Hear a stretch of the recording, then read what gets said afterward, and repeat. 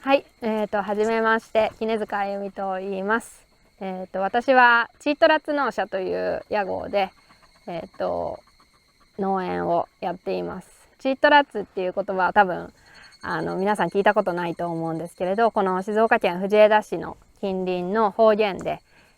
少しずつという意味で、そのチートラッツ農舎を始めるにあたってどうしてそういう屋号にしたことかということから話したいと思うんですけれど、やっぱりどのポーランドでもそうだと思いますし、日本でもそうなんですけれど、もともと伝統的にあった農業っていうのは、本当にその地域に根ざしたものであって、いろんな作物が組み合わされる。例えば毎日食べる野菜もあれば、日本だったらお米が主食なのでお米であったりだとか、その中にお茶も生産されていて、さまざまなものが生産されて、その地域の人たちの食になったり、あと残ったものは売るっていうようなものになっていました。で、そういう中でその豊かな地域というか文化が作られてきました。なので、農業をするにあたってやっぱりその地域の豊かさというか、それを農業を通して表現したいという思いがあったので、チートラッツ農舎という屋号をつけて今農業をしています。でチートラッツ農舎では、お茶も作っていますし、お茶は緑茶だとか紅茶、3年番茶も作っています。でそれプラス、お米、小麦、梅、みかんだとか全てその農薬化学肥料を使わずに生産しています。でお茶の生産についてなんですけれど、ただ農薬化学肥料を使わないというだけではなくって、できるだけその地域に循環する、循環というものを大切にしたいと思っていて、その農園の中でも循環を考えています。どういうことかというと、さっき言ったようにお米を作っているので、お米を生産した後に取れる稲の藁を、ここのお茶畑の中にすき込みます。そうするとすごくその土がふかふかになるんですね。今こういうふうにもうすでに分解された稲わらが土の中にあるんですけれど、この藁を分解しているのは何かっていうと、やっぱ土の中にいる微生物だとか目に見えないものたちですよね。そういうものが働きですごく土がふかふかになるんですね。今こういう落ち葉が少し落ちているんですけれど、これはちょっと前に刈り落としの枝を刈り落とす作業をしたんですけど、今はこういうふうに目に見える形で残っているんですけれど、これがもうあと1ヶ月もするとすぐに分解されて土に戻ってしまうんですね。そのぐらいに豊かな土に何を入れるか、まずはもちろんその農薬を使わないということが大前提なんですけれど、どんなものを土に返していくかということもすごく大事で、それを考えています。でもちろんその有機肥料と言われるものもあるんですけれど、その有機肥料の中身を見ていくと、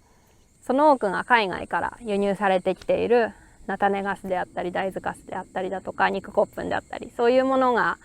主原料として使われていて、その持続可能な農業っていうのを考えた時に、そういう海外から遠くから運ばれてきたものを畑に入れていくことが本当に持続可能な有機農業なんだろうかというような疑問を持っています。なので、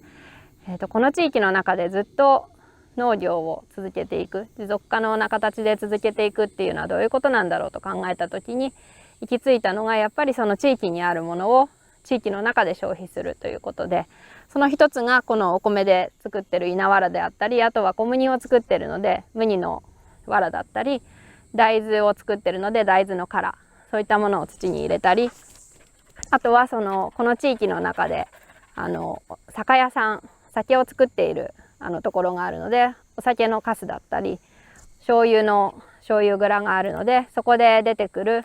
醤油粕っていうものが一般的にはそのゴミとして産業廃棄物として考えられているものをもらってきて、それを土に入れて土に返しています。そういうものがやはり地域の中にあるので、できるだけそういったものだけを入れて、買ってきた有機肥料だとかそういうものは使わずに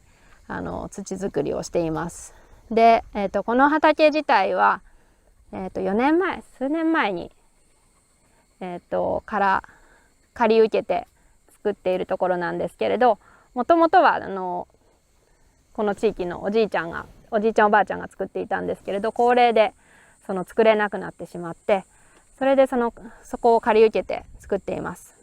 その方たちは農薬化学肥料を使っていたので、それを切り替えて、有機栽培、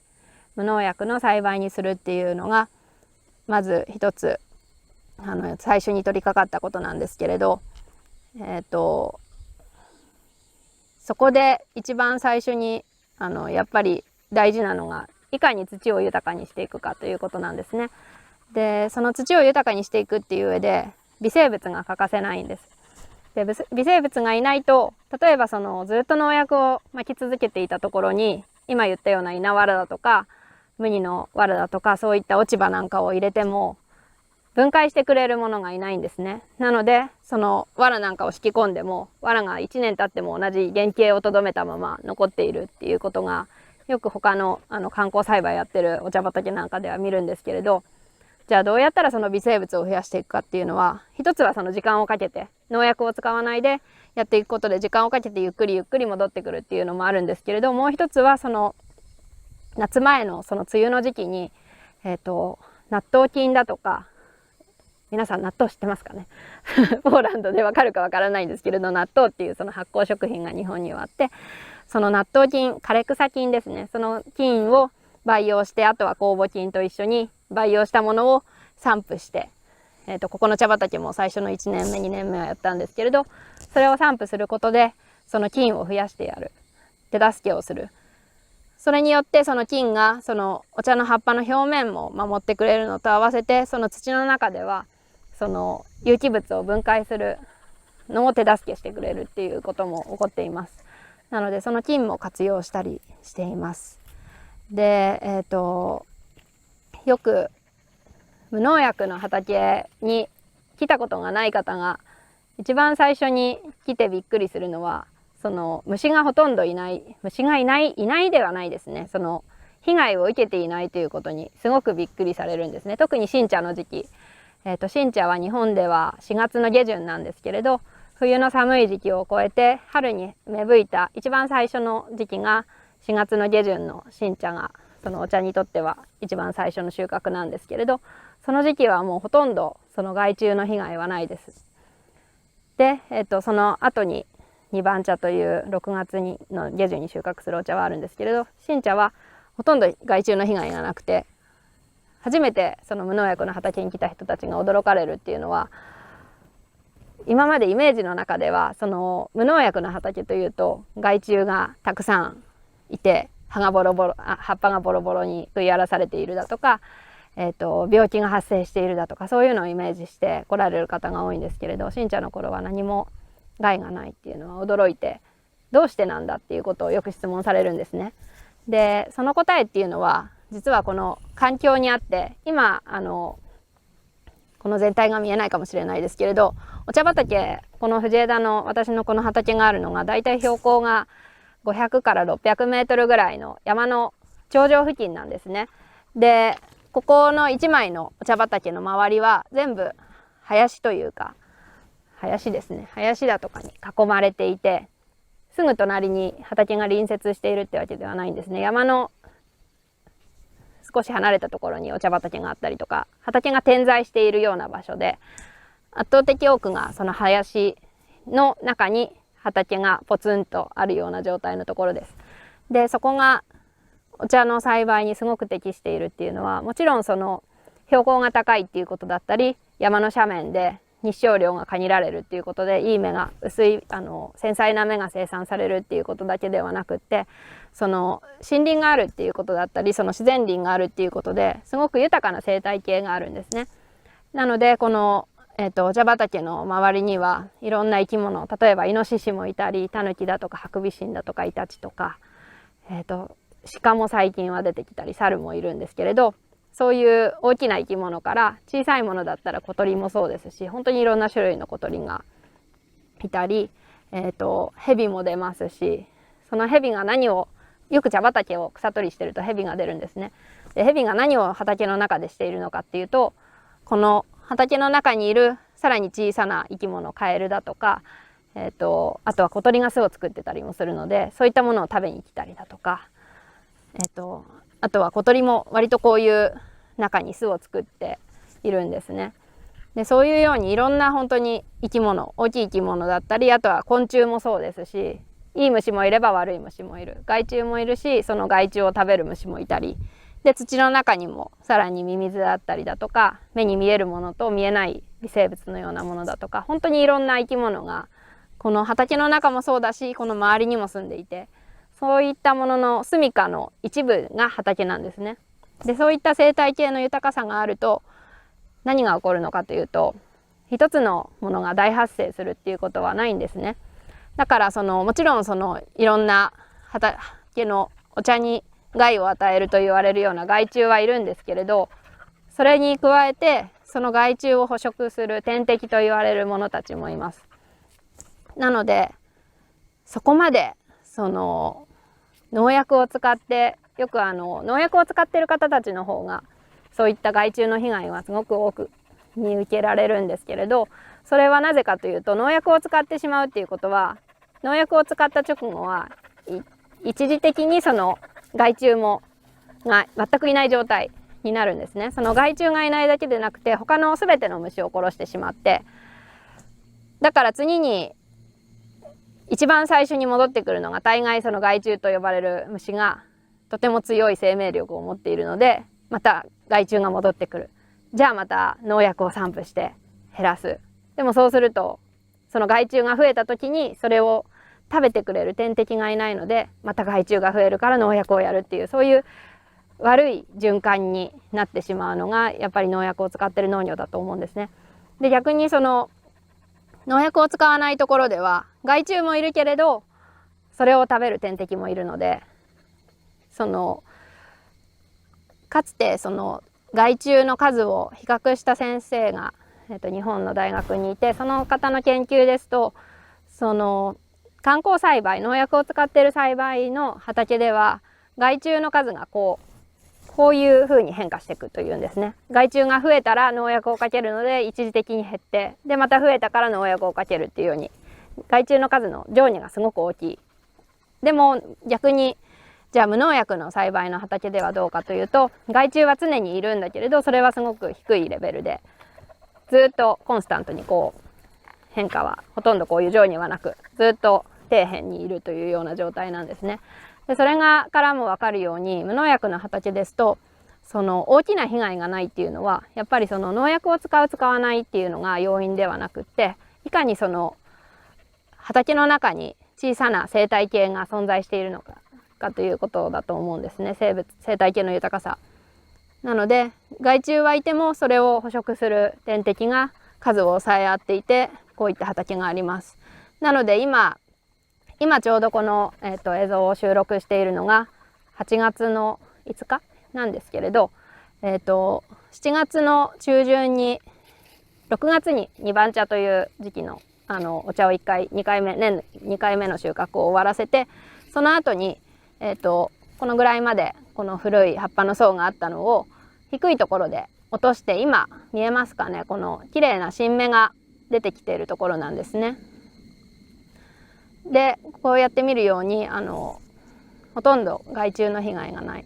でこの綺麗な新芽が今この時期に伸びているのが、来年の新茶4月に収穫する新茶の土台になる部分なんですね。なのでここが実は今すごく重要で、そういう状態に今あります。でそうですね、他に何だったかな。あとは、無農薬に切り替えてもう一つ大きな変化というのが、分かるのが、ここの畑もまだ完全ではなくて、まだ切り替えて数年なのでまだまだこれからなんですけれど、こういった葉っぱの状態を見るとすごく緑の濃い葉っぱが、艶がある葉っぱが出てきているんですね。でここに栄養分が蓄えられているので、もし皆さんがお茶畑に行くチャンスがあったら、今はこの畑、例えばこの畑はもうすでに葉層と言われるこの古い葉っぱの層を削っている状態なので、あまりなんていうのかな、いい例にはならないんですけれど、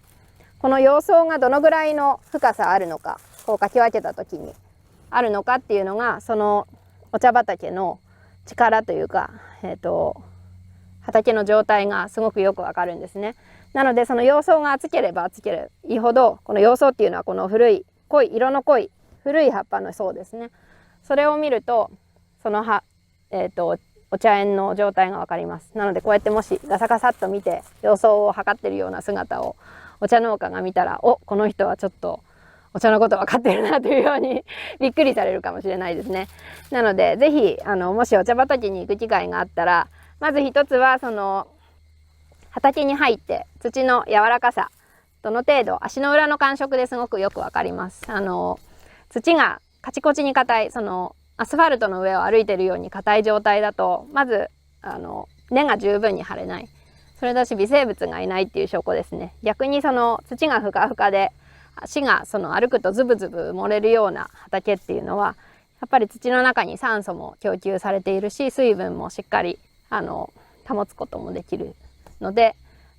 微生物もいて活動している証拠なのでいい土ですね。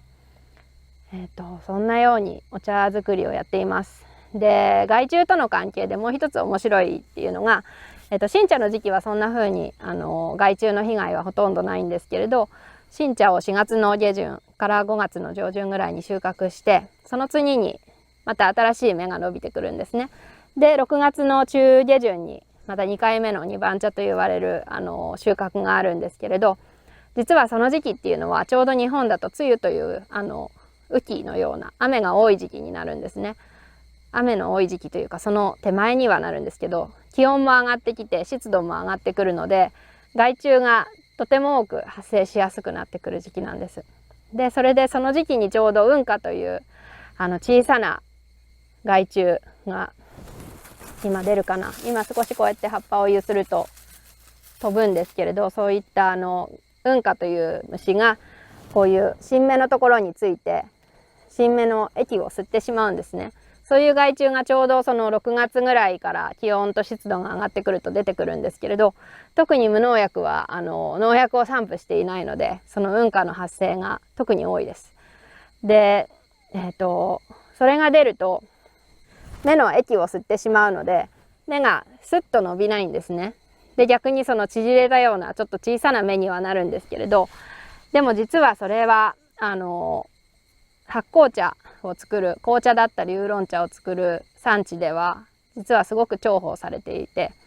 ご存知の方も多いと思うんですけれど、インドのダージリンだったりだとか、台湾の東方美人だったりだとか、そういったところではその雲花がついた芽っていうのは別格で扱われているんですね。で、日本でも、同じで、私たちのところではその二番茶という年2回目の収穫で紅茶を生産しています。で、ちょうどその雲花がついた芽で紅茶を生産するとすごく香りがいい香りの、お茶になるんですね。その雲花が、新芽についたことで、その芽が自分を、新芽が守ろうという作用がその芽の中で化学的な反応が起こって香りを生成して、その害虫がつかないように身を守るというように作用が起こっているっていうことが今研究されているんですけれど、そういうことが起こって、なのですごく無農薬でお茶を作る1年っていうのはうまいこと回っているなと思うのは、その冬から春にかけての害虫がつかない時期に緑茶を生産しています。で、その一番茶は緑茶に生産して、でちょうど害虫雲花が出始めた頃に出る二番茶では、紅茶を生産して、で今これから伸びてくる夏の芽が今伸び始めているんですけれど、それで、来年の新茶の台を作りつつ、秋にはもう一回収穫して、それで番茶と言われる、お茶を生産して1年の収穫になるんですけれど、そんな感じでお茶作りをしています。で、最後に一つ、思っていることというかお話ししたいことっていうのがあって、私が今こういう生産をしているっていうのは、やはりそのいろんな地域の環境のことだったり、この地域でいうとすごく高齢化が深刻で、こういった山間地でお茶を作っているので、もう若い世代がほとんどいないんですね。で、周りの農家はもう若い世代と言われているのが60代の方々が若い、若い衆って言われるぐらいに、その60代の方たちを若いって言われるぐらいに高齢化が進んでいて、現役の農家のお茶農家の人たちでも70代80代、もう本当に元気な方だと90代でもお茶を作っているっていうような地域です。でなかなかその20代30代40代っていう人たちがほとんどいないので、その状態でいいのかということも思いつつ、農業をやっています。なのでできるだけその次に続く人を育てていきたいという思いもありますし、あとはそのお茶を消費するっていうことはもちろんみんながみんなそのこういったところに来て農業をやるっていうことは無理だとは思うんですけれど、どういったものを消費するっていうこと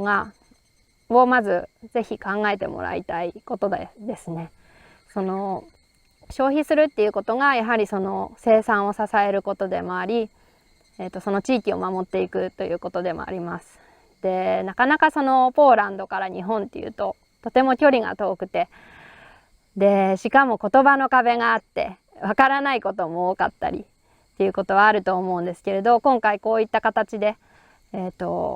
私の話を、ポーランドでも聞いていただけるっていうことはすごく嬉しいことですし、招待してくれたヨーナさんは、数年前に一緒に本当にこの畑が、無農薬に切り替える時の一番大変だった時に、一緒に草取りをやったりだとか、この間にね刈り取った枝が落ちてたのがバサッと積もっていて、新しい芽が伸びられない状態だったのを一緒にこう取って、で私が休憩だよって言ってももう休憩するのって言ってなかなか休憩しなかった彼女を思い出しながらいつも作業をしているんですけれど、そういうふうにその距離は離れていますが、ぜひ機会があったらお茶畑に足を運んでもらいたい。今年はコロナでなかなかその遠方に行くっていうことは難しいですけれど、あとはそうですね、原発の話も一つしたいことで、いろんな話が飛んじゃって申し訳ないんですけれど、私にとってはそれがすごく大きなイベントで、2011年に、原発事故が皆さんもご存知のように福島でありました。で静岡県も270キロ、あれ何キロだっけ、270キロくらい、400キロじゃない300数十キロ、ごめんなさいちょっとあれなんだけど離れていて、でも放射能の影響を受けてその年のお茶はやはり汚染されてしまいました。で特に無農薬でお茶作りをずっとやっていて、農薬も化学肥料も使いたくないっていうことで作っていたものにとってはすごくそれはショックなイベントで、っていうのも自分でコントロールできないことですよね、放射能汚染っていうのは。でポーランドでももちろんその似たような経験は過去にしていると思います。でその時に何がショックだったかというのは、一つはもちろんその汚染されてしまったということがショックだったということと、もう一つはその消費者の人たちがその産地を避けるというのが、でもそれはそれを責めるということではなくて、その年にその翌年ですね、そのアメリカで行われたお茶の T エクスポというのに参加したんですね。その時に本来であったらお茶を好きな人たちが自分たちの好きなお茶の産地が汚染されたのであれば怒るべきだと思うんですね。そこの地域の文化というのが、そのお茶が作られなくなったら途絶えてしまうんですね。それがでもそういう声が全く上がらなかったというのはとても、残念なことだと個人的に思いました。なので本来はそのお茶の何を言いたいのかだんだんごちゃごちゃになってきていますが、そのお茶の地域のお茶が好きであればやはりその地域と結びつく、その地域の人たちがどういう思いで作っているのかということを支える、理解していただきたいということもあるんですけれど、それプラスそういった、今後もお茶を作り続けられなくなるようなシステムというか仕組みというものには反対していきたいというように私は個人的に思っていて、原発にも反対ですし、家ではオフグリッドの生活をできる限りするようにしています。そこは本当に私自身の中ではお茶作りとは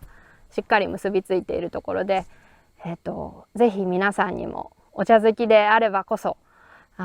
お茶産地を支えながら、やっぱりそのお茶の産地が持続可能であることっていうのはどういう社会の在り方なのかであったり、自分個人がどういった、暮らし方をすることがその持続可能な社会に結びつくのかということもぜひ一緒に考えていけたらなというように思っています。